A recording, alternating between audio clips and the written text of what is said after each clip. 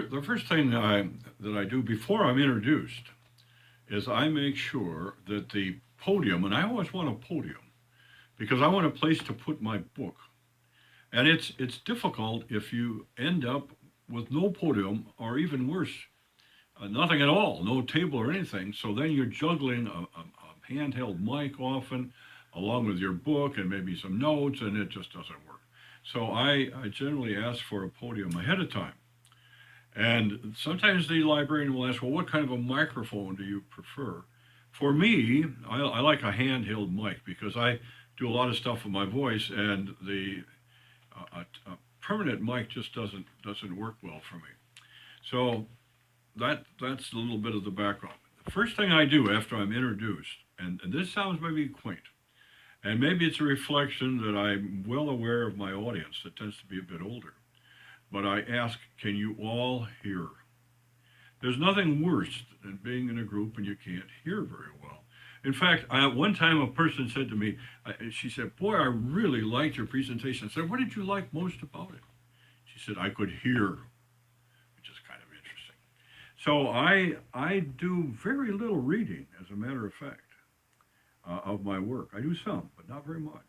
I much prefer to keep eye contact with the people in the group. I don't care if it's 25 people or 500. I try to maintain some kind of eye contact with the group. And that you can't do, of course, when you're reading. So I will tell stories. I will do a little bit of reading to give people a flavor for the book. And generally at the beginning, I will start by talking about why I wrote this book in the first place. And my daughter Susan and I have recently completed a cookbook, Old Farm Country cookbook.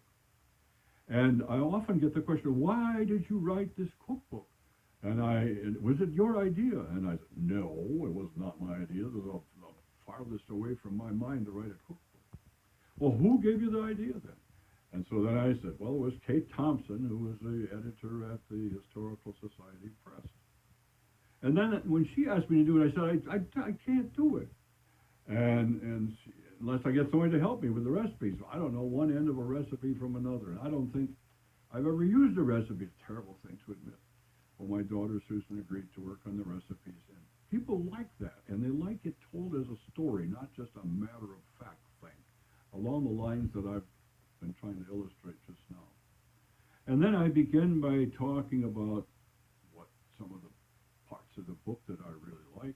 And authors know their books, at least they should, because they've written them. And be prepared to talk about your book in a very extemporaneous way.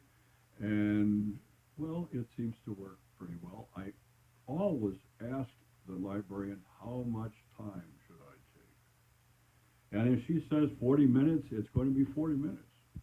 And I try to be clear about, does that include a question and answer period? Do you want 45 minutes or 40 minutes with questions or answers? Do you want the questions and answers afterwards? That's a good thing to clear up. Because oftentimes the program will start at, say, 7 o'clock. And the library closes at 8. And she does not, or the librarian does not want you keeping people there after the building is closed. It happens sometimes, but it shouldn't. So you have to pay careful attention to the time.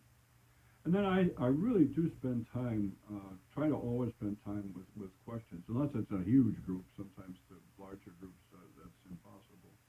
And I try to be very upfront. And I always repeat the question on the microphone because the person in the front row asking the question is often not heard in the back row. So that's kind of a simple little thing.